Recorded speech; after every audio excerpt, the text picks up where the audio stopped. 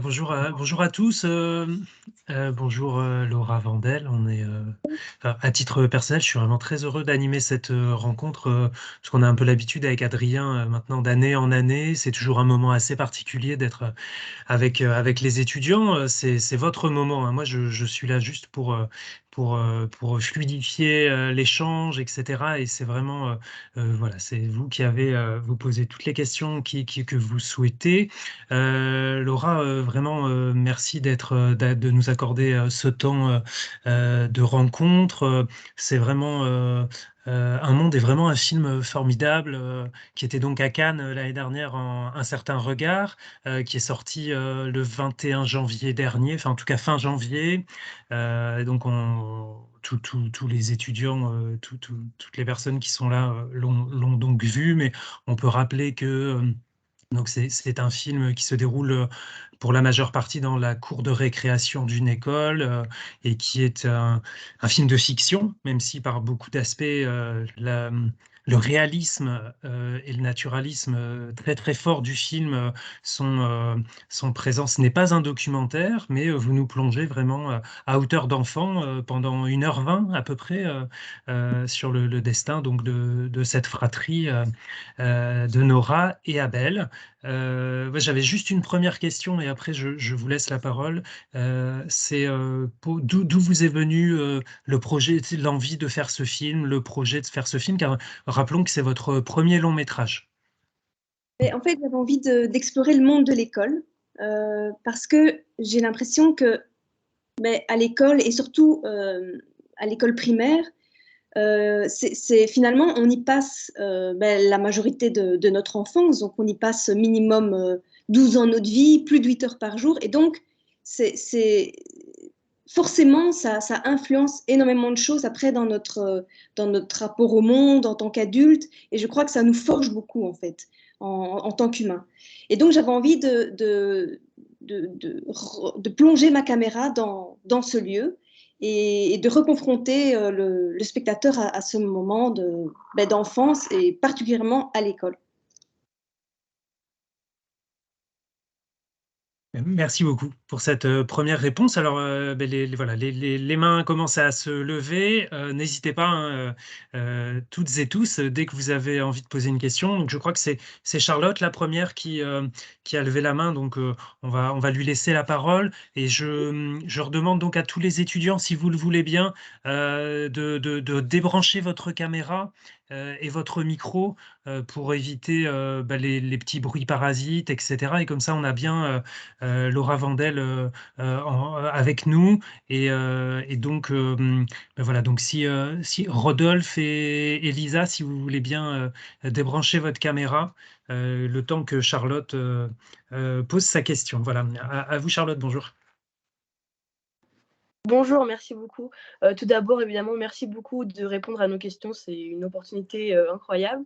Puis évidemment, merci pour ce film qui nous a tous bouleversés. Je pense qu'on vous l'a beaucoup répété et qu'on vous le répétera encore. Alors la question que je me posais, c'était qu'est-ce que ça change donc de travailler avec des enfants, du travail avec des adultes.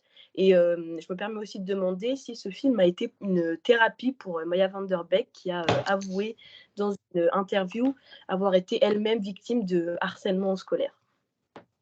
Alors, est-ce que c'est ça la première question, c'était est-ce que c'est différent, c'est ça?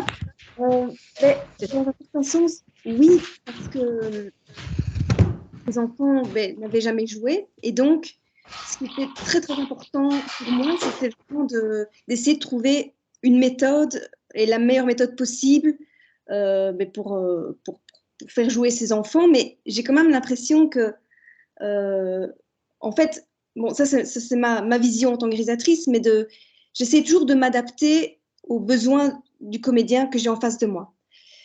Mais là, je savais vraiment que ce que je voulais, c'était dans un certain sens aussi donner la parole à ces enfants. Et donc, avec une orthopédagogue qui s'appelle Perrine Bigot, qui avait déjà travaillé avec un enfant de 4 ans sur un tournage, en fait, je l'ai rencontrée parce que j'avais entendu parler de sa méthode et je trouvais que cette méthode avait l'air en tout cas, m'inspirait énormément. Et cette méthode, concrètement, comme ça je vous explique déjà comment ça s'est passé, En fait, on s'est vu 3 mois avant le tournage avec tous les enfants, enfin tous les enfants, non, mais les personnages principaux. On se voyait tous les week-ends et ce qu'on faisait, c'était en fait, on leur expliquait à chaque fois le tout début d'une scène.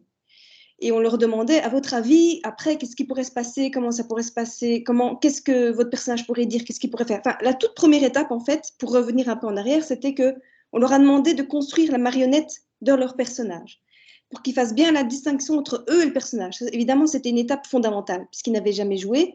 Il fallait bien qu'ils comprennent que c'est pas eux qui jouaient, mais c'était vraiment qu'ils devaient incarner un personnage. Et donc, voilà, première étape, on leur demandait voilà, de réfléchir ensemble à comment la scène pourrait évoluer. Ensuite, on leur demandait ben, de commencer à improviser et donc de commencer à proposer des dialogues. Et évidemment, parfois, ils proposaient des dialogues bien plus intéressants que ce que moi j'avais écrit, donc je réécrivais par la suite. Et ça nous permettait aussi de discuter de plein de choses, justement de leur rapport eux-mêmes à la violence à l'école, de ce qu'ils avaient éventuellement pu vivre. Et donc tout ça, c'était vraiment on se nourrissait énormément l'un l'autre constamment. Ensuite, l'étape suivante, c'était, on leur demandait de dessiner la scène. Voilà, par exemple, je ne sais pas si vous voyez, mais par exemple, ici, c'est la scène où ils discutent de l'invitation à l'anniversaire, où ils sont au réfectoire et ils discutent du fait que Abel joue au foot et que, enfin, tout ça, toute cette scène-là. Et en fait, on a fait ça pour toutes les scènes du film. Donc ici, c'est tout le scénario dessiné par les enfants. Et ça permettait au tournage que les enfants se rappellent la scène. Et c'était vraiment un moyen mémotechnique et ça leur permettait de se remémorer tout ce dont on avait travaillé en amont. Voilà, ça c'était par exemple la méthode qui était mise en place avec les enfants. Et ça permettait évidemment au tournage aussi de continuer à chercher des choses, parce que c'est très important, encore une fois, de leur laisser une certaine liberté et dans un certain sens, de leur donner aussi la parole.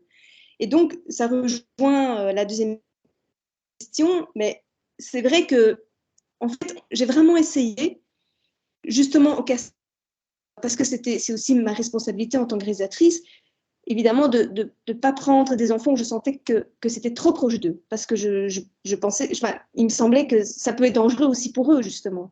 Et Maya, du coup, ben, le rôle qu'elle allait interpréter, c'était plutôt le rôle du témoin. Et donc, là, elle a pu aussi apporter, je crois, des choses et nourrir son personnage de ce qu'elle avait pu vivre. Et par exemple, Abel, donc Günther, qui joue Abel, lui, il a plutôt été témoin. Alors que là, il joue plutôt le rôle du harcelé qui devient à un moment harceleur. Et donc voilà, c'est vrai que Maya, en tout cas, tout de suite, ce qu'elle avait envie de défendre énormément, c'était de, de dire dans un certain sens aux adultes, mais essayez de vous mettre à notre hauteur et de vous mettre à notre place, en fait. Et je crois que c'est ça qu'ils ont tous senti, que j'avais envie de leur donner, dans un certain sens, la parole. Voilà, pour qu'ils puissent s'exprimer par rapport à tout ça. D'accord, bah, merci beaucoup. Surtout d'avoir vu les dessins, on se sent encore plus proche du film et du tournage. Merci beaucoup. Merci pour votre question. Merci Charlotte, c'est top. Lucie, Lucie Devey, si jamais vous pouvez couper votre caméra, si ça vous embête pas. Comme peut-être vous êtes arrivé en cours de route et voilà, comme ça on reste avec Laura et la personne qui pose la question, si ça vous va. Je pense que c'est plus fluide. Nadine Asmar, si jamais vous voulez intervenir. Oui, bonjour. Tout d'abord, merci beaucoup pour ce film tellement émouvant et très, très, très précieux. Je souhaite vous demander, vu le fait que vous venez de parler de se mettre à la hauteur des enfants, donc je me posais la question à propos de comment vous avez géré le travail avec tous ces plans séquences tellement longs et une caméra qui est toujours à la hauteur des enfants. Donc, s'il y avait un choix spécifique de caméra, d'objectif de focale, etc.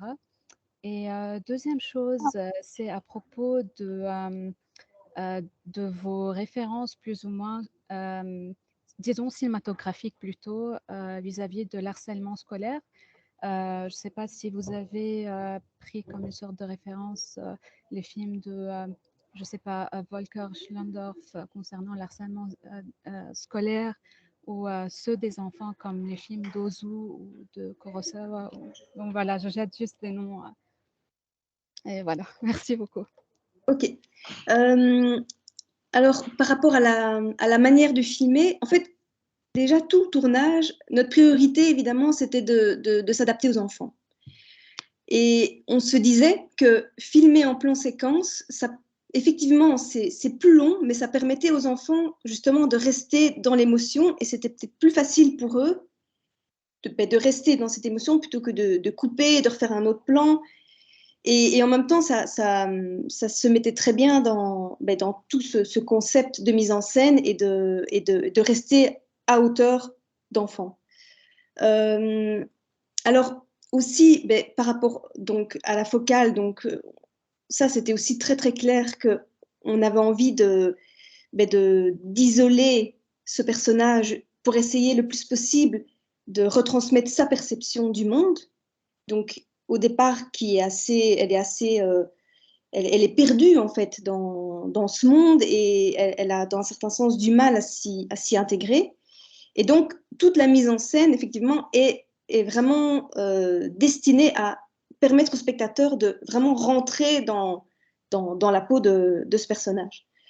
Et aussi par rapport à la manière de filmer, ce qui m'intéressait très fort, c'était cette manière de filmer permet aussi le hors-champ. Et pour moi, le hors-champ, ça permet au spectateur de projeter des choses de lui. Et ça, pour moi, en tant que réalisatrice, c'est hyper important parce que c'est important pour moi que le spectateur il prenne part active du récit. Et le fait de ne pas tout montrer, ça, il me semble que ça permet ça.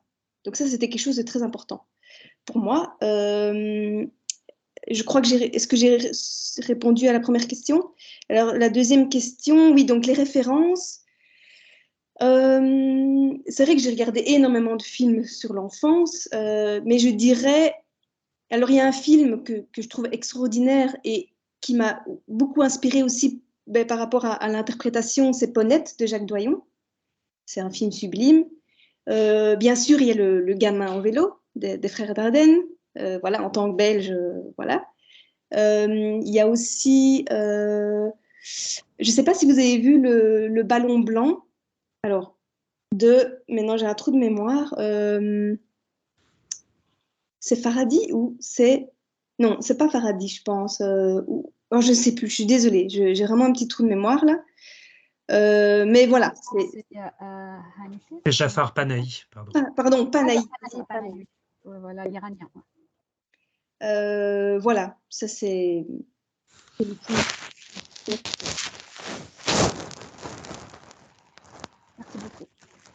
Oui.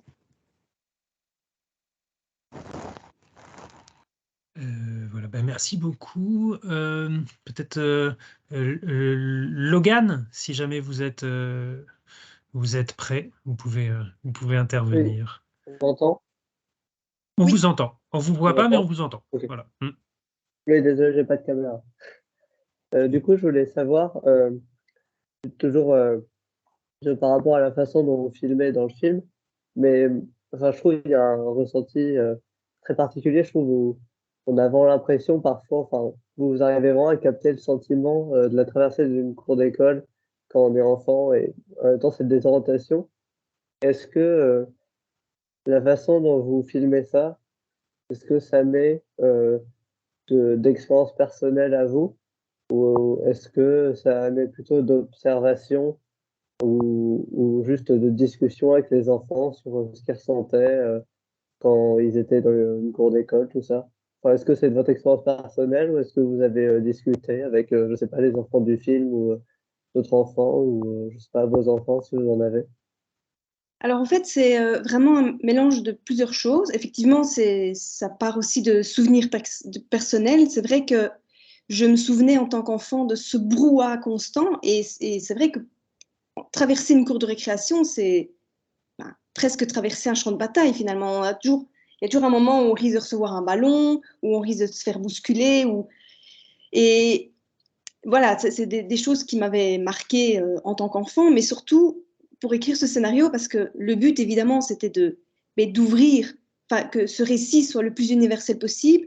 Et ce que j'ai fait, c'est que j'ai été observée pendant pas mal de temps, même plusieurs semaines, dans différentes cours de récréation, aussi pour rien que me remettre à jour de aujourd'hui à quoi les enfants jouent dans une cour de récréation, comment ça se passe aujourd'hui. Et en fait, j'ai pu observer que finalement, c'est pas tellement différent. Bon, je suis pas non plus très vieille, mais je veux dire, il y a quand même plus de 20 ans maintenant. Donc, voilà, c'était vraiment très important pour moi de me remettre à jour. Et j'ai pu, voilà, en fait, ça finalement, ça n'a pas tellement changé. C'est toujours comme un champ de bataille dans un certain sens. Et ce qui n'a pas changé non plus, et ça c'est quand même assez fou, c'est le fait que le terrain de foot est souvent en plein milieu de la cour et prend la majorité de l'espace. Et donc, ça veut dire que les enfants qui n'ont pas forcément envie de jouer au foot, ils sont, entre guillemets, obligés d'avoir les espaces sur les côtés et d'être finalement limités au niveau de l'espace. Et en fait, j'ai un livre photo chez moi qui reprend différentes cours de récréation du monde entier, et c'est presque tout le temps comme ça. Enfin bon, voilà, là on rentre peut-être dans un autre débat, mais tout ça pour dire que effectivement, cet univers de cours de récréation, c'est un mélange de plein de choses. Donc, de mes expériences personnelles, de mes observations, de discussions, bien sûr, avec des élèves, avec des profs, des directeurs d'école. C'était vraiment très, très important pour moi d'ouvrir un maximum. Enfin, c'est aussi ma manière de travailler quand j'écris. J'ai vraiment besoin d'ouvrir mon champ de vision le plus possible pour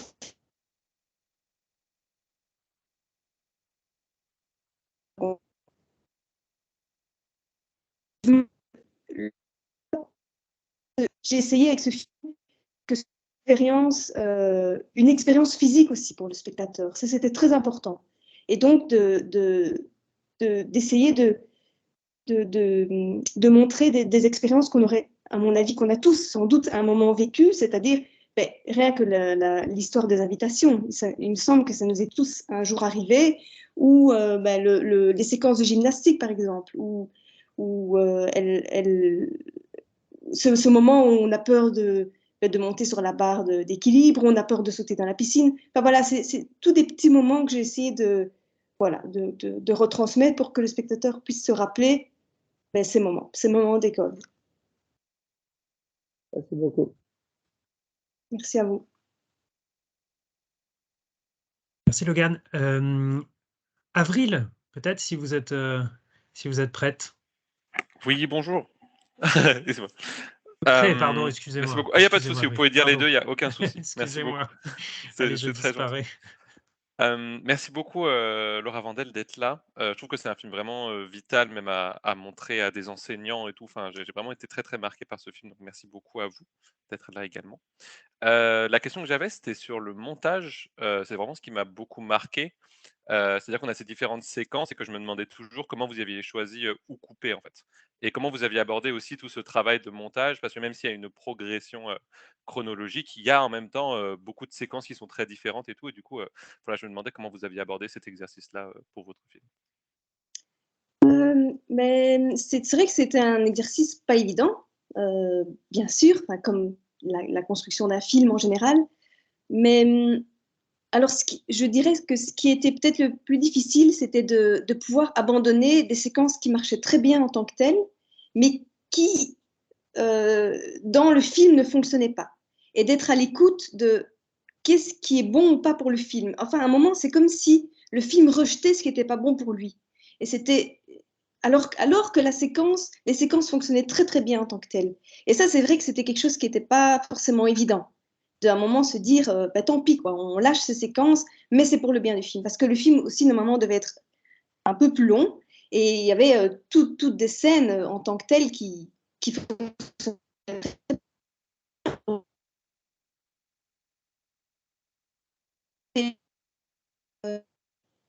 en fait, on a utilisé du temps Pardon la Laura, majorité de.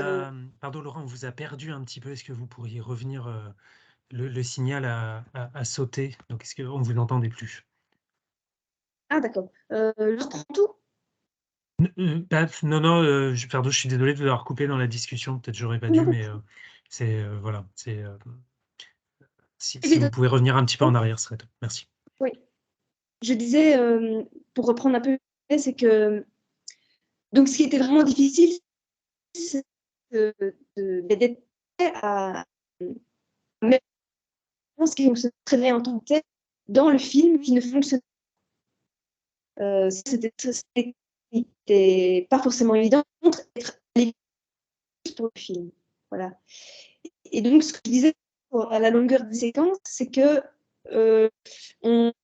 la séquence telle que dans sa longueur initiale. C'est vrai qu'on n'a pas tellement dû, heureusement, lui couper énormément.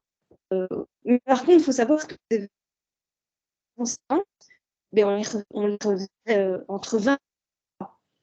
Donc, ça veut dire aussi que ben, on faisait entre 2 et 3 séquences grand maximum par jour, évidemment, pour appuyer les enfants, parce que c'était très important, évidemment, pour nous, priorité pour nous, et évidemment, et notre priorité, c'était aussi de pouvoir les, les faire jouer, et voilà, enfin, être attentif à leurs besoins. Et donc, c'est pour ça qu'on ne pouvait pas faire énormément de plans par jour. Quoi. Merci pour votre réponse. Je crois qu'il y a un peu de problème de connexion sur Ouais, votre, ouais. sur le réseau, je ne sais pas, mais merci beaucoup parce que j'ai quand même compris, ce que vous vouliez dire et tout, donc merci beaucoup. C'est très, très gentil. Merci beaucoup. Mais c'est peut-être le mien. Ouais, Laura, peut-être, est-ce que il y a une possibilité pour que vous coupiez la caméra, peut-être? Je suis désolé, du coup, on vous verra plus, et peut-être ça va permettre d'avoir un petit peu plus de bande passante pour le son. Ouais. On peut faire un test comme ça, si ça vous embête pas. Je suis désolé, c'est pas idéal, mais Ouais, je suis désolée à chaque fois ce qui se passe, mais bon, voilà. non, mais vous inquiétez pas. Je crois que tout le monde est très content d'être là et d'avoir vos réponses. Si vous voulez bien, du coup, couper votre caméra, on va voir si on vous entend encore. Normalement, Parce que ça, comme ça Peut-être, saute.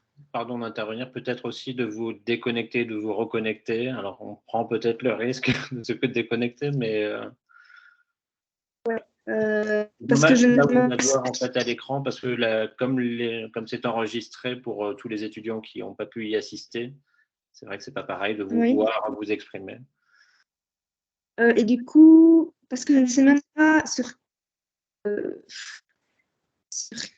quel browser en fait. Qu'est-ce que je fais? Je quitte ou Je pense que c'est. Oui, ou alors on peut tenter sans éteigner votre webcam, on voit si ça marche, et si ça marche mieux, on continue comme ça, si ça convient à tout le monde. Mais la webcam, normalement chez moi. Ah, vous m'entendez? Pas très bien, non, de Ah, manière un peu robotique et hachée. oh là là. Ouais. Sinon, vous pouvez peut-être tenter de faire un partage de connexion avec votre téléphone, si vous êtes en Wi-Fi, ou je sais pas, peut-être que c'est plus simple avec un partage de connexion en 4G. Bon, à mon avis, ça va être pire. Je ne sais pas très bien ce qui se passe. Ouais.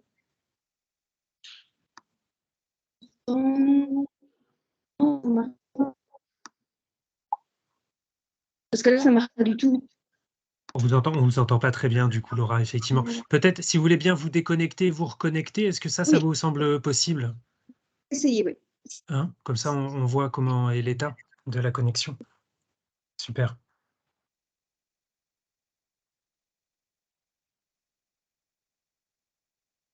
Désolé tout le monde, hein, c'est le jeu du direct. En tout cas, merci pour vos questions. C'est super intéressant de vous voir très, très, très curieux, et notamment sur les questions de mise en scène. Donc, n'hésitez pas à continuer à lever la main. On va On va se reconnecter, c'est le jeu du direct, ça se passe comme ça aussi parfois à la radio.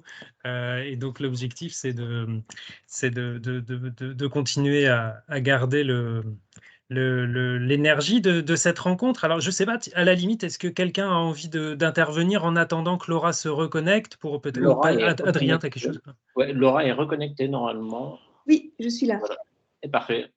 Très bien. Si vous Ah ben super, êtes là, on vous Laura. Eh ben, entend vachement bien. on vous entend super bien là. Ok, C'est très bien. top.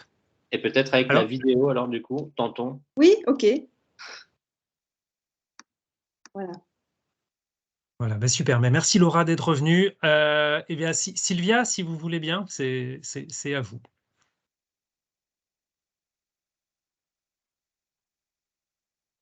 Alors, peut-être on a perdu Sylvia. Alors, peut-être un monsieur qui s'appelle R de Aquino. Oui, c'est moi. Ah ben Sylvia, voilà, ben alors je vous laisse. Oui, bonjour. Bonjour. Merci déjà d'abord pour ce film et aussi pour cette rencontre très enrichissante. Je voulais vous demander s'il y avait eu un choix particulier de votre part et par rapport à l'actrice qui joue le rôle de Nora. J'ai trouvé qu'elle cassait assez les clichés de genre fille-garçon, puisque justement elle portait des vêtements assez justement très non stéréotypés, pas de rose, pas de bleu. Et aussi par rapport à sa coupe de cheveux, je voulais savoir s'il y avait un autre message à faire passer avec ça finalement par rapport à l'éducation qu'on peut recevoir. Oui, alors c'est vrai que au départ, la volonté de couper les cheveux à Nora et de l'habiller de cette manière, c'était pour qu'ils se ressemblent le plus possible en tant que frère-sœur. C'est la raison de départ. Ensuite, au niveau du personnage, c'est aussi une volonté, la volonté de Nora de ressembler à son frère, puisque elle l'admire énormément et elle a envie finalement oui, d'être comme lui. Elle le voit comme un héros et donc elle a envie de lui ressembler. Et c'est vrai que la question des stéréotypes, évidemment, est très importante pour moi. Et effectivement, j'avais envie d'essayer le moins possible de mettre dans une case, en fait. Voilà. Donc voilà, c'est un peu tout ça.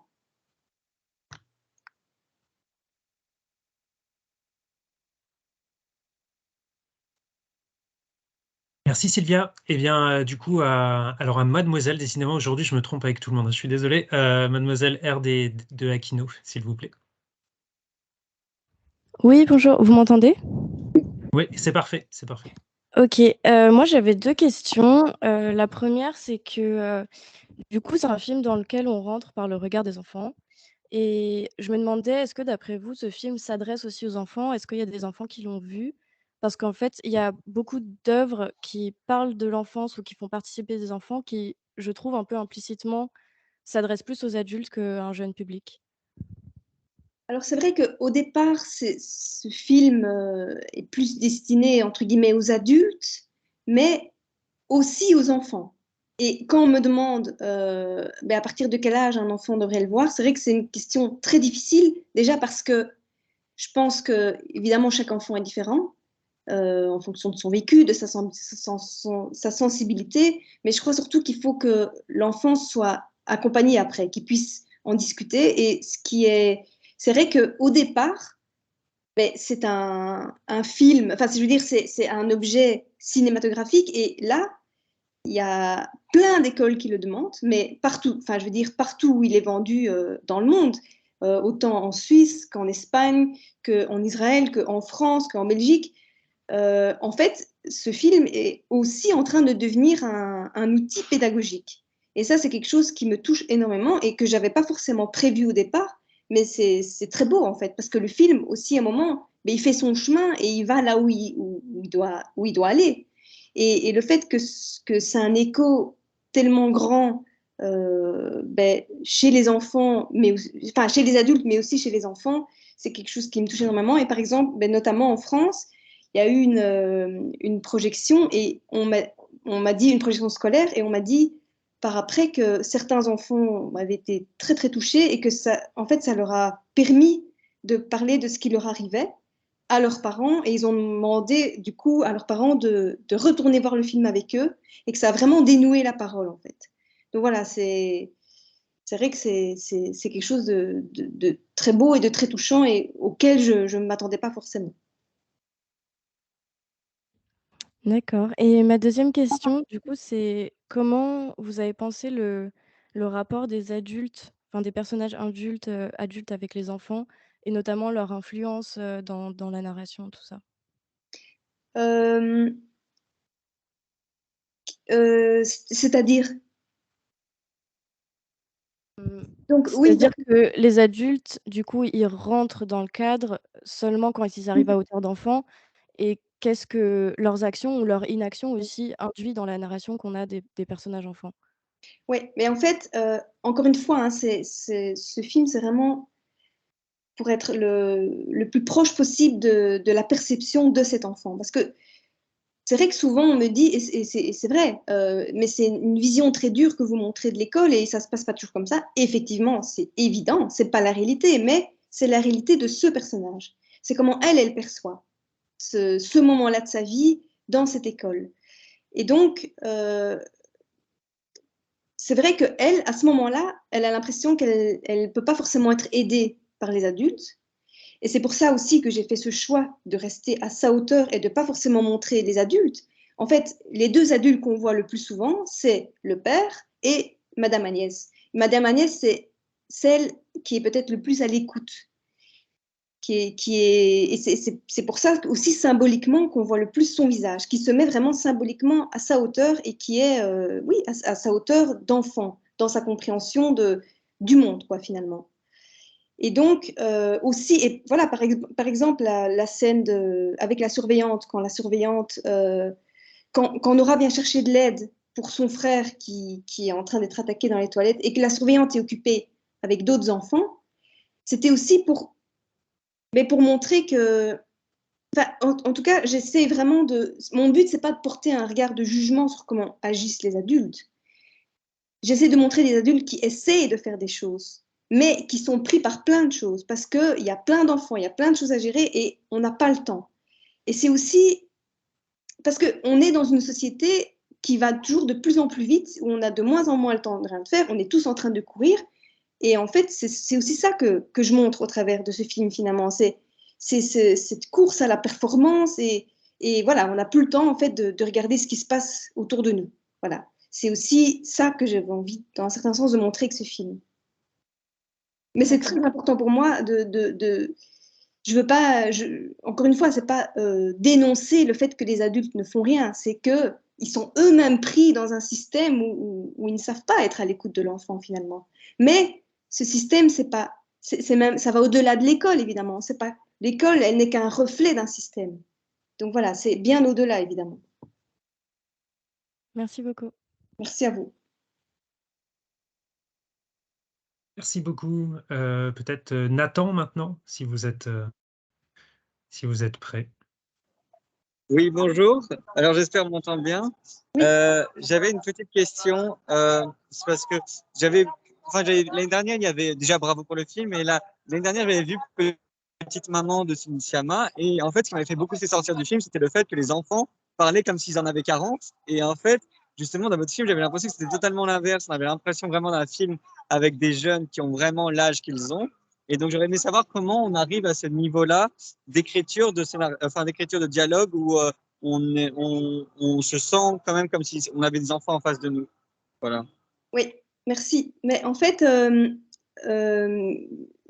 je pense que comment dire, c'est tout le travail avec eux avant, je crois, qui a permis ça. C'est que c'était, encore une fois, c'est très important pour moi de leur donner la parole. Et donc, c'est tout cette méthode qu'on a travaillé avec la coach enfant, avec l'orthopédagogue, de leur expliquer le tout début d'une situation, et puis qu'après, ils puissent imaginer qu'est-ce qui pourrait éventuellement se passer, et puis de les faire improviser et de les faire créer leur propre dialogue. Et c'est ce que je disais, c'est que en fait, c'était constamment un ping-pong entre nous. Parce que moi, je réécrivais. Parce qu'évidemment, par exemple, le moment où il parle des racistes ou des joueurs de foot et tout ça, moi, j'aurais pas pu écrire un truc comme ça, en fait. Et tout ça, c'est venu d'eux. Et donc, c'était constamment, je réécrivais en fonction des impros. Et voilà, je crois que c'est ça qui, en tout cas, voilà, c'est ça qui peut-être qui fait le naturalisme de leur jeu. C'est très important voilà, encore une fois, de leur donner la parole et aussi de leur permettre de s'exprimer. Merci beaucoup. Merci à vous. Merci beaucoup, Nathan. Florelle, si vous êtes là. Oui, bonjour, est-ce que vous m'entendez bien? Ouais, Oui. c'est parfait.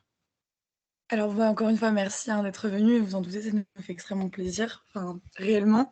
Moi, je voulais vous demander, vu que vous avez choisi le regard de l'enfant pour parler d'un sujet aussi important, on est face quand même à une sorte de huis clos où la cour de récréation devient une véritable prison, avec une véritable naïveté dans le traitement finalement de la cruauté humaine.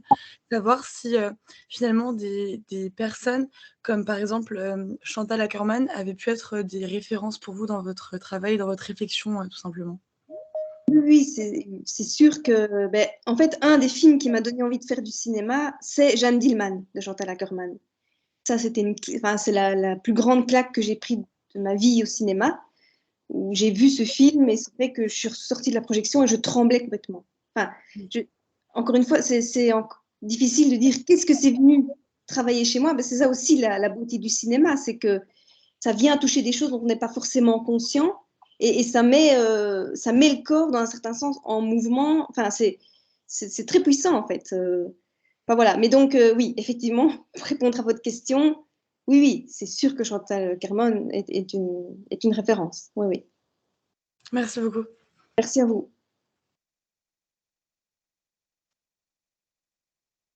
Voilà. Gabriel Rataille, si vous voulez intervenir. Oui, est-ce que vous m'entendez bien? C'est bon? Voilà, bonjour, donc merci beaucoup pour votre film, hein. J'ai beaucoup aimé, j'ai pris une bonne petite claque, donc ça fait toujours plaisir. Voilà, alors c'était plus une réflexion qu'une question que je voulais vous poser. En fait, on est à une période où la majeure partie des films qui sont réalisés, qui sortent en salle, avoisinent les 2 heures, voire 2 heures, 2 heures et demie. Et en fait, en voyant votre film, je me suis fait la réflexion de voir plus un très long court-métrage plutôt qu'un court long-métrage. Je sais pas si c'est un peu tordu comme question. Voilà, je voulais avoir votre point de vue plus sur comment vous avez approché la durée de votre long-métrage. Mais en fait, déjà, au niveau du scénario, il était, entre guillemets, assez court. Donc, la script l'avait préminuté plus ou moins à 1 heure et demie. Donc, c'était déjà pas très long. Alors, pourquoi ça, à un moment, encore une fois, c'est ce que je disais, c'est que je crois qu'il faut être à l'écoute de ce que le film a besoin. Et du coup, ça s'est encore réduit au montage. Comme j'expliquais, il y avait des séquences entières qu'on a enlevées parce qu'on sentait que ça ne fonctionnait pas. Donc, comme je disais, le film les rejetait. Et je crois aussi que, enfin, souvent on me dit, ben, heureusement que c'était pas plus long en fait. Et alors, peut-être que ça fait, dans un certain sens, la force du film, qu'il soit si court, qu'il soit si condensé. Mais voilà, le film est devenu ça. C'était pas une volonté au départ, il est devenu ça. D'accord. Merci beaucoup. Merci à vous.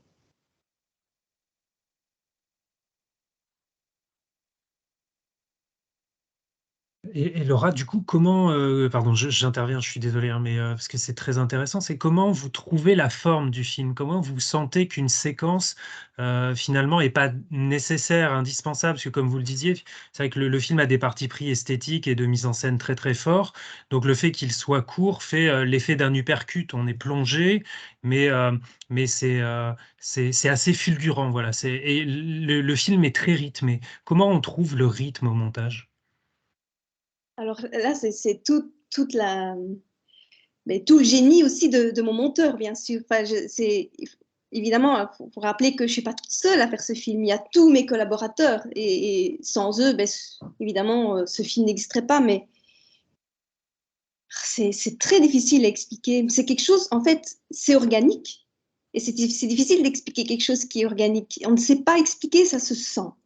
Et je me souviens, par exemple, avec mon précédent court-métrage, par exemple, et en fait, pour ce film-ci, c'est vrai que ça a été assez dur au montage. À un moment, ça ne prenait pas, et on ne sait pas expliquer pourquoi. Mais j'avais cet espoir et c'est ce qui c'est ce qui me faisait tenir dans un certain sens, c'est que je savais qu'à un moment ça allait arriver. Le film allait naître dans un certain sens. Et à un moment, c'est venu, mais je veux dire, au bout de semaines et de semaines de recherche et de... C'est vrai que c'est vraiment été un moment pas évident, quoi, le montage. Mais voilà, c'est des choses qui... C'est impossible d'expliquer. C'est des choses qu'il faut sentir. C'est... Voilà. Désolée, je peux pas répondre plus, mais... Et je crois que chaque film a sa propre nécessité, a son propre rythme. Et il faut être à l'écoute, je me répète, mais à l'écoute de ce que le film a besoin et pas de ce qu'on pense que le film devrait être. Merci beaucoup pour cette précision, hein. Pardon d'être intervenu, mais c'est assez passionnant d'interroger aussi les personnes qui font quand vous êtes dedans, parce que c'est aussi des histoires d'alchimie et de sensations, donc c'est toujours intéressant d'essayer de voir comment ça se travaille, tout ça. Pardon. Donc, excusez-moi, Juliette, je vous ai fait patienter, c'est à vous.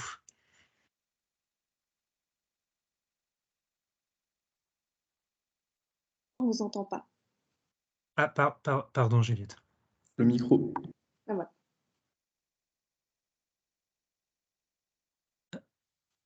Faut activer le micro. Ouais, Juliette, on ne vous entend pas. Est-ce que vous pouvez activer votre micro, s'il vous plaît? Et après, je crois qu'il y a... Bon, alors, il y avait quelqu'un qui écrivait, je crois, une question qui n'a pas de micro et qui doit partir, qui est en stage, je crois. Donc, si ça ne vous dérange pas, Juliette, on va juste vous faire patienter un tout petit peu. Donc, c'est Élie qui nous dit que il avait une question à vous poser, Laura, sur le choix de la colorimétrie, une photographie par moment assez âpre où les couleurs froides dominent.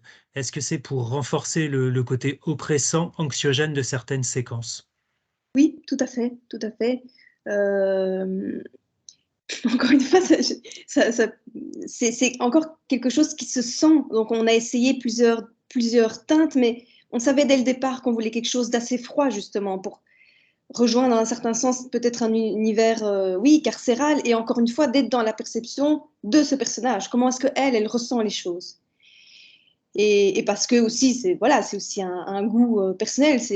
J'aime plutôt les colorimétries froides en général, mais voilà, c'est surtout pour effectivement oui, pour correspondre à la perception que se fait Nora du monde. Merci beaucoup. En fait, Elie avait plusieurs questions à la chaîne. Alors, juste, on va peut-être prendre la deuxième de sa part. Il vous demande pourquoi avoir fait le choix de Karim Leclou dans le rôle du père, hein, qu'on a récemment vu dans la série Hippocrate et dans Bac Nord de Cédric Jiménez aussi, et qui est assez incroyable de sobriété dans votre film. Mais en fait, Karim, j'ai vraiment eu un flash sur lui et je fonctionne souvent par flash. Pareil pour Laura Verlinden qui joue Madame Agnès. Ce sont deux comédiens, enfin tous les comédiens en fait, tous les comédiens adultes qui sont dans le film, c'était des volontés de travailler avec eux. Et Karim Leclou, ce que j'aime, enfin, ce que je trouvais juste par rapport à ce père, c'est que il a quelque chose de très, très à fleur de peau et en même temps de très doux. Il peut avoir quelque chose de très... parce qu'il fallait aussi que ce père soit... comment je peux dire ben, comme un... Oui, à vouloir protéger ses enfants et peut-être de ne pas toujours pouvoir contrôler ses émotions face à ça parce que c'est la chair de sa chair. Et voilà, évidemment, ça le rend dingue qu'on puisse en prendre à ses enfants. Et donc, il y avait ce truc très à fleur de peau qui peut même parfois apparaître comme violent et en même temps quelque chose de très, très doux. Et voilà, c'était en fait une alchimie que je recherchais pour ce père. Et voilà, je me suis dit, ben, Karim Leclou, déjà, c'est un comédien extraordinaire, déjà. Et voilà, et en fait, ça s'est fait... assez vite, assez bien. Enfin, ce qui était très important pour moi, évidemment, c'est que ça puisse coller entre Maya, Günther et lui.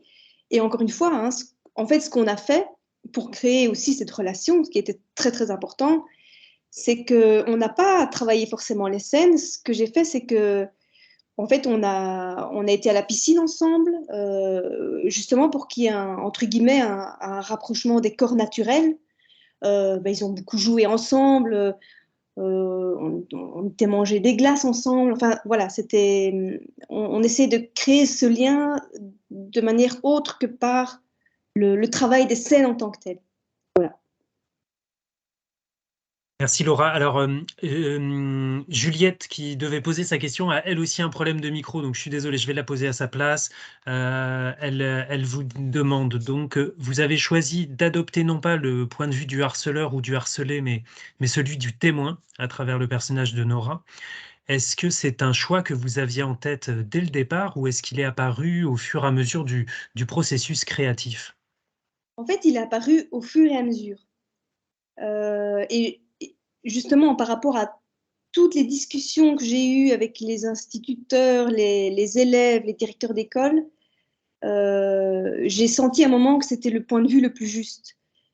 Pour plusieurs raisons. Déjà, parce que être témoin de harcèlement, enfin de violence en général, c'est très compliqué. C'est très compliqué d'agir, de comment aider l'autre, parce que finalement, ce film, il pose aussi cette question, comment aider l'autre? Aider l'autre, c'est très compliqué. Et le point de vue du témoin, c'était aussi une manière de permettre aux spectateurs d'être plus proches, justement, parce que en tant que spectateur, on est témoin. Bon, évidemment, pas à la même échelle que ce qui se passe dans le film, mais c'était encore une fois pour essayer que le spectateur se sente le plus proche possible de la perception de cet enfant. Et aussi, il me semble effectivement qu'on parle beaucoup, enfin souvent du statut de harceleur, mais il y a aussi le témoin, parce que c'est une relation entre guillemets qui se joue à trois. Et témoin, c'est très compliqué en fait. Voilà. Merci Laura. Rodolphe, si vous voulez intervenir. Oui, bonjour. Bonjour madame, merci encore, hein, comme ça a été déjà dit pour votre film. On est plongé dans la sphère scolaire, dans sa violence. On est pris aux tripes hein, dans ce film.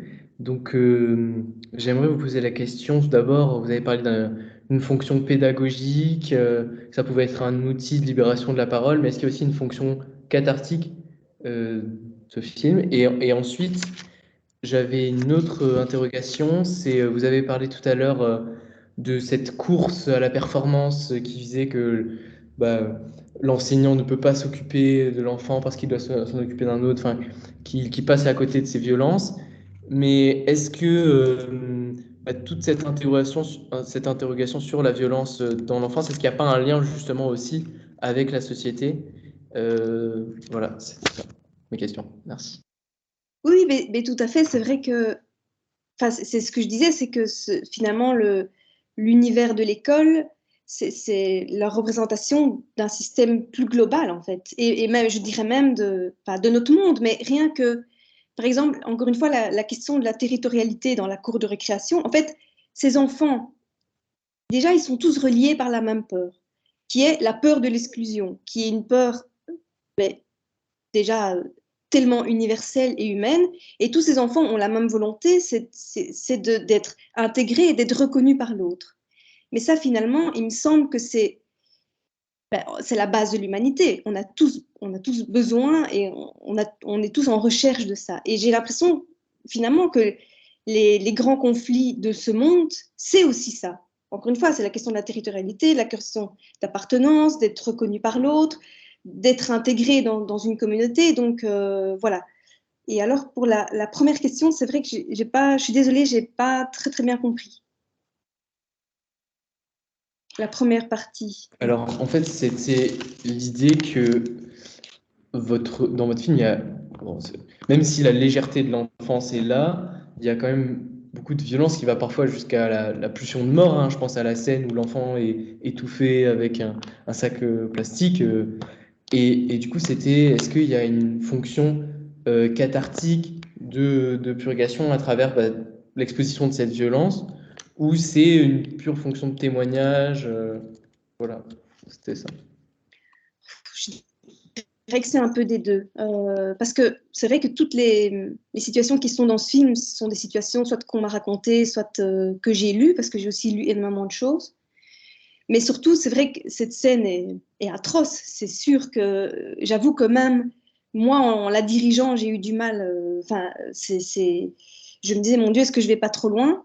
Mais en même temps, je crois qu'il fallait arriver à ce stade de violence pour que le geste de Nora à la fin ait toute sa résonance. Donc, parce que c'est ça finalement, c'est un geste de bienveillance qui arrête la violence.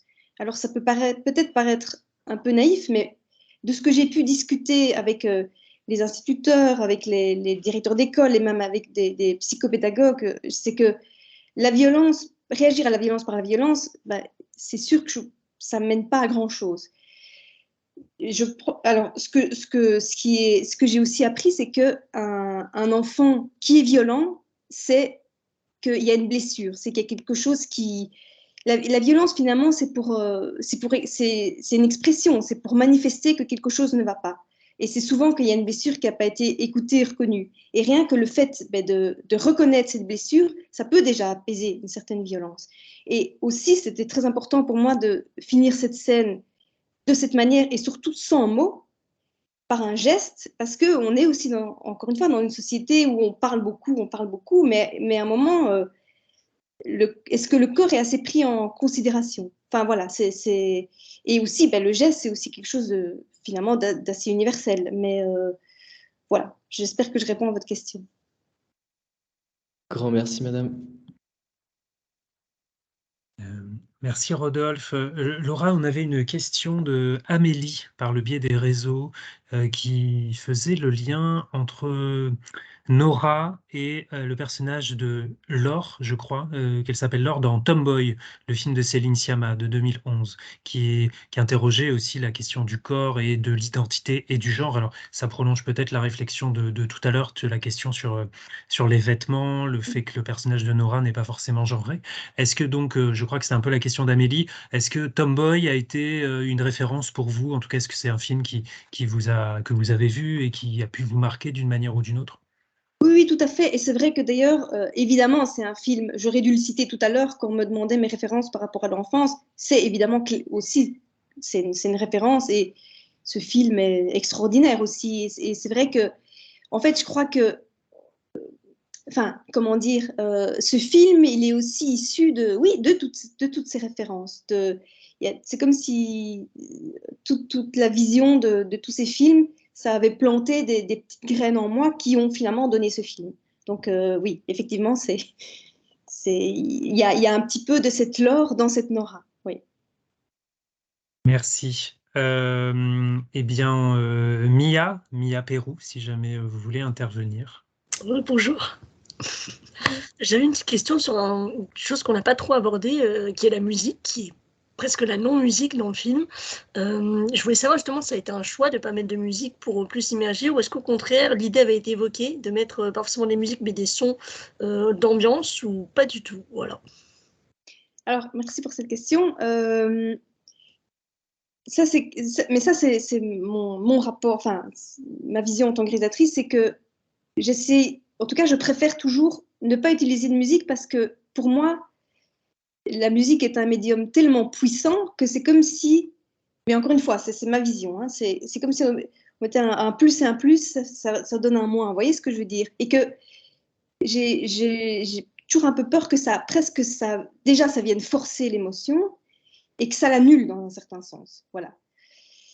Et en fait, pour moi, la bande sonore de ce film, c'est la musique, dans un certain sens, parce que c'est vrai que j'ai pas encore parlé justement de la bande sonore, qui était un travail phénoménal sur ce film.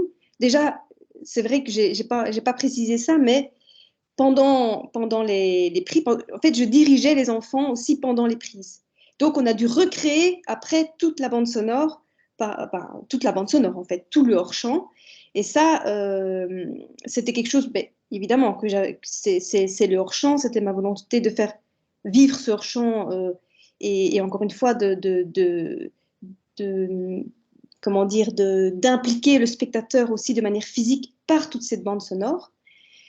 Et donc, très très vite, les ingé-sons ont été prendre des sons dans différentes écoles. Et le montage son, c'est vrai que ça a duré pendant des mois parce que cette bande sonore est construite comme une partition sonore. Donc, c'est-à-dire que chaque cri d'enfant, chaque son est vraiment disposé à certains endroits pour créer ou pas de l'attention.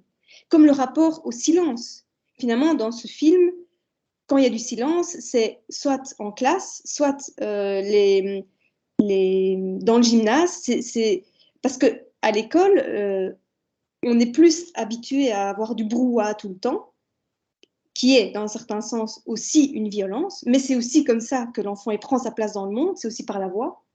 Et donc, ces moments de silence, ils deviennent presque plus angoissants que le brouhaha. Et notre volonté, c'était aussi de retransmettre ça. Voilà, donc voilà, pour répondre à la question, en tout cas, on a essayé de construire cette bande sonore comme une musique, finalement. Voilà. Merci de votre réponse. Et j'avais une deuxième question qui était un peu plus par curiosité, si je peux me permettre. C'était est-ce qu'il avait été évoqué durant le processus de création du film de changer de point de vue et de passer du point de vue d'Abel ou tout autre personnage comme l'institutrice durant le film? Non, ça c'est vrai que ça a toujours été le point de vue de Nora. Ouais, ça n'a jamais. Mais encore une fois, ça c'est. Enfin, dans mon court-métrage précédent, et là dans le film que je suis en train d'écrire, c'est un point de vue. Mais je sais pas, en tout cas, voilà, pour le moment, je ne sais pas poser autrement. J'ai l'impression que, mais encore une fois, ça c'est ma vision de réalisatrice, mais que finalement c'est une vision, mais ça ouvre encore plus. Enfin, je m'exprime pas très bien, mais ça permet de rentrer encore plus justement dans la vision d'un personnage qui ouvre encore plus. Enfin, là, je ne sais pas si vous comprenez ce que je veux dire, mais bon, voilà. Merci. Merci beaucoup Mia. Alors, on va bientôt approcher un peu les dernières minutes de la rencontre. Donc, si parmi vous, les amis étudiants, vous avez envie de poser encore des questions, n'hésitez pas à lever la main parce que comme ça, on se dira peut-être avec Laura qu'on essaye de faire des réponses un peu plus courtes, etc., pour aménager et profiter le plus de ce moment-là pour faire, voilà, pour répondre au maximum à vos questionnements. En tout cas, on va passer donc à Alma, si vous voulez intervenir.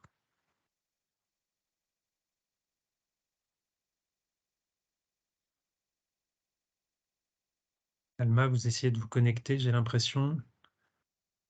Mais vous avez disparu. Eh bien, peut-être on passe à Emilien et Alma, on vous reprend dès que c'est possible.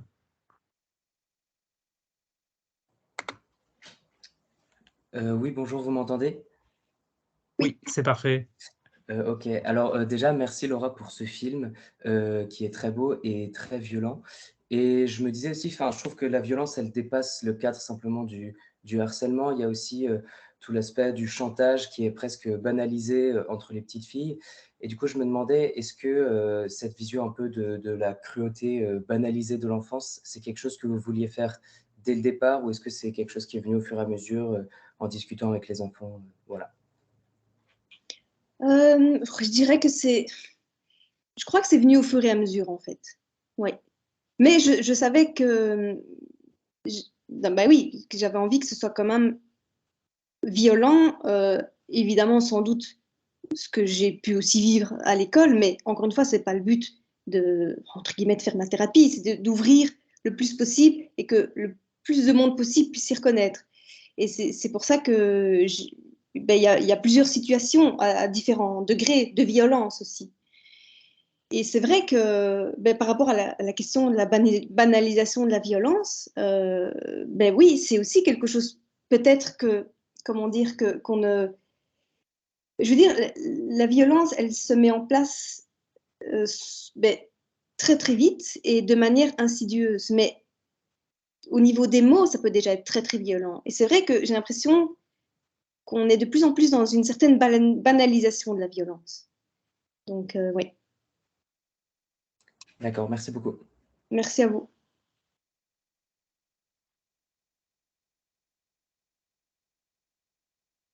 Merci Emilien. Pardon, c'est moi, j'avais un problème de caméra. Alma, est-ce que vous êtes revenu parmi nous, éventuellement? Peut-être pas. Bon, alors en attendant, peut-être que Alma se connecte. On avait une demande de précision de Logan, donc il avait déjà posé une question, mais qui demandait, quand vous évoquiez la question de la post-synchronisation, si certains dialogues avaient été post-synchronisés, comment ça s'était passé pour les échanges dialogués. Alors, au niveau des dialogues, quasiment pas.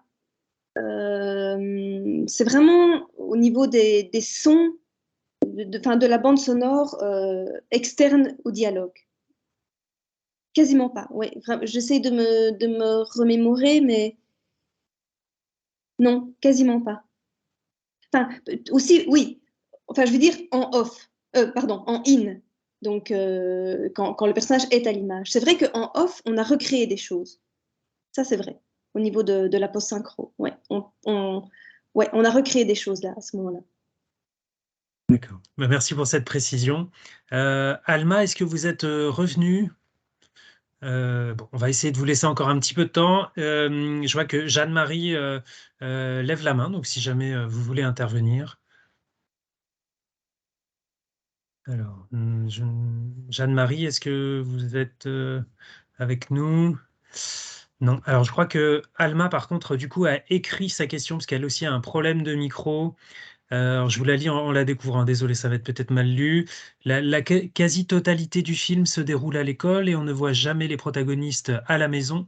Pendant mon visionnage, donc, dit Alma, cela m'avait interloqué. Je me suis demandé comment ça se passait à la maison pour ses enfants. Je voulais que vous nous parliez de ce choix de ne pas nous montrer Nora et Abel chez eux dans un cadre familial plus intime.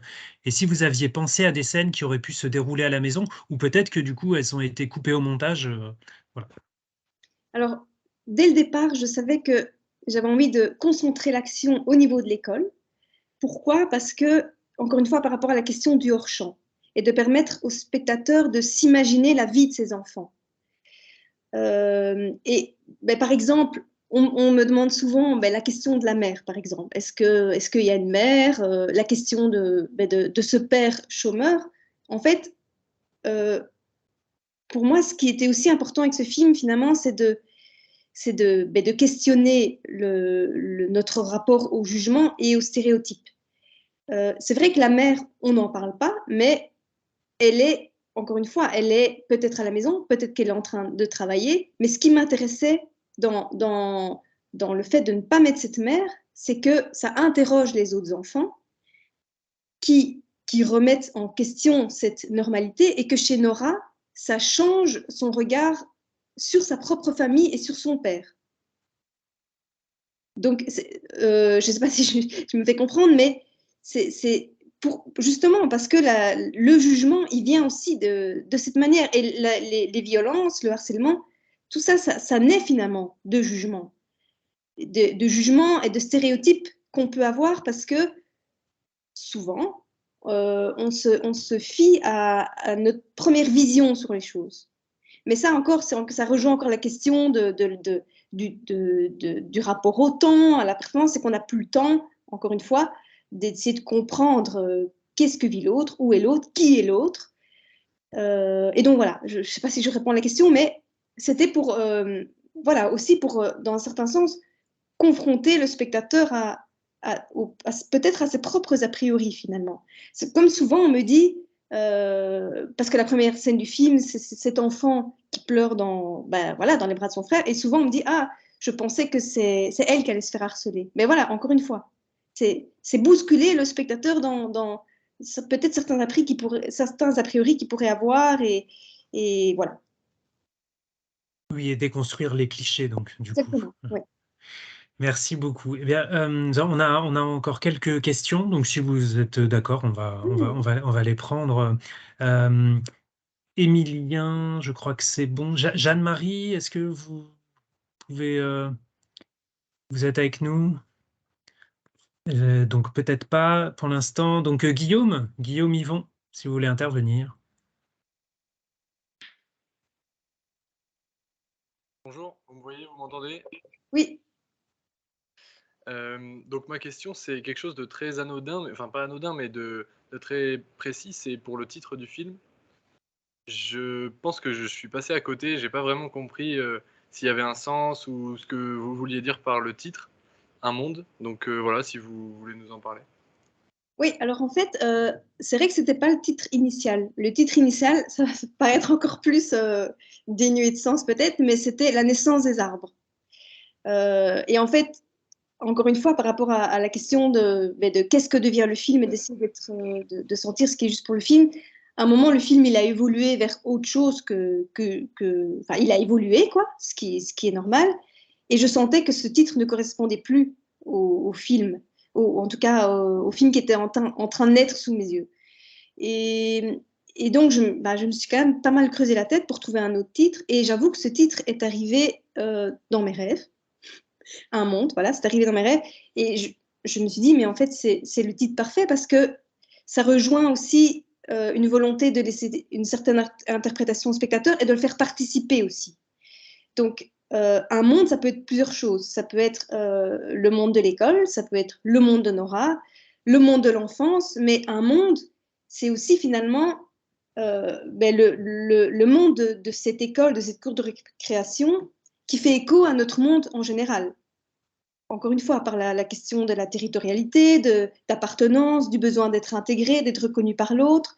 Donc, finalement, c'est cette base de l'humanité qui se retrouve dans cette cour de récréation qui est notre monde. Et finalement, oui, un microcosme. Et puis, il y a aussi comment dire, s'en faire tout un monde aussi.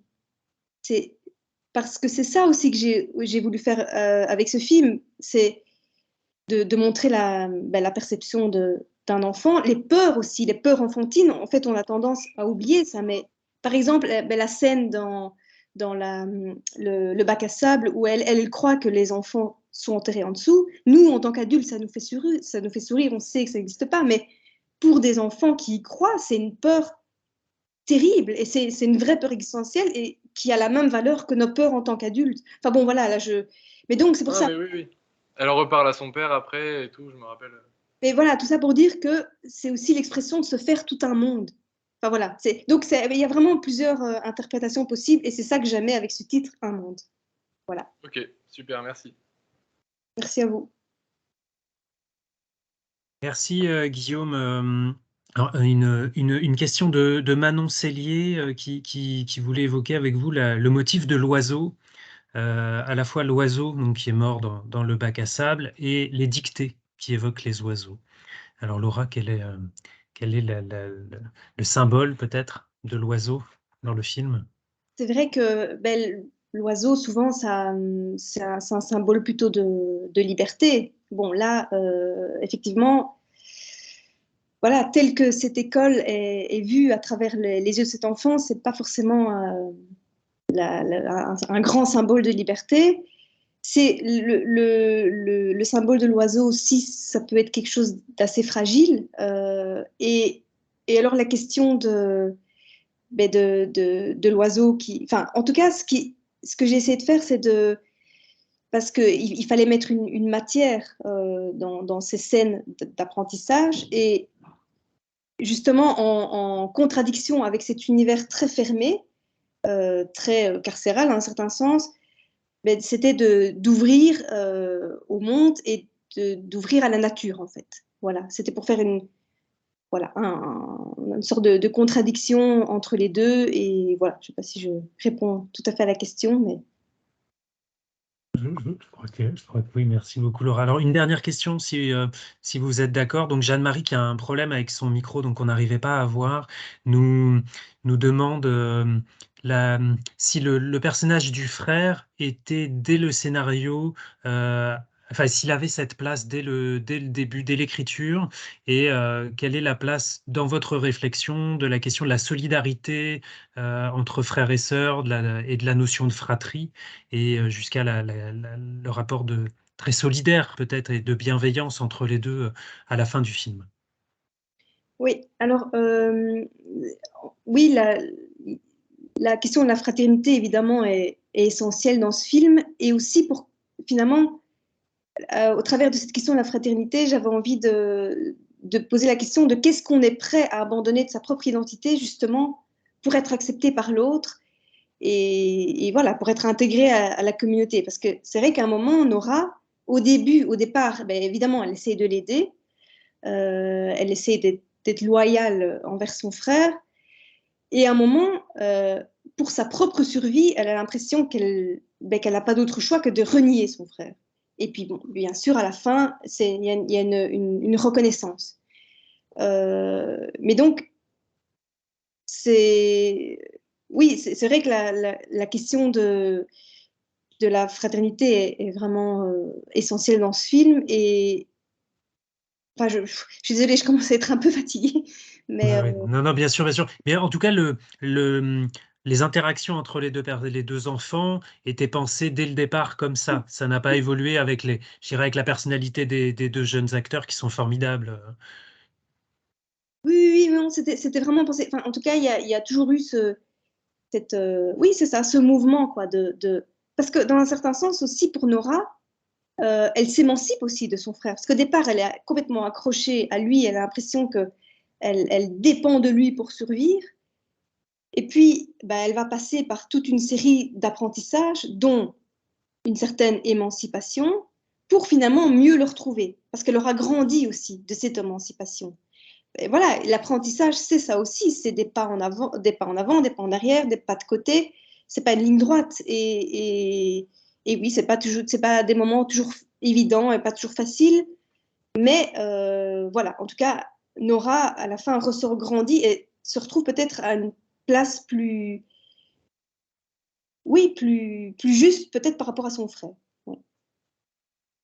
Bien, merci beaucoup. Je crois que on a évoqué beaucoup de sujets. Merci pour votre générosité, Laura. Merci beaucoup pour votre film, très réussi. Je crois qu'on est tous d'accord, en tout cas toutes les personnes qui étaient là pour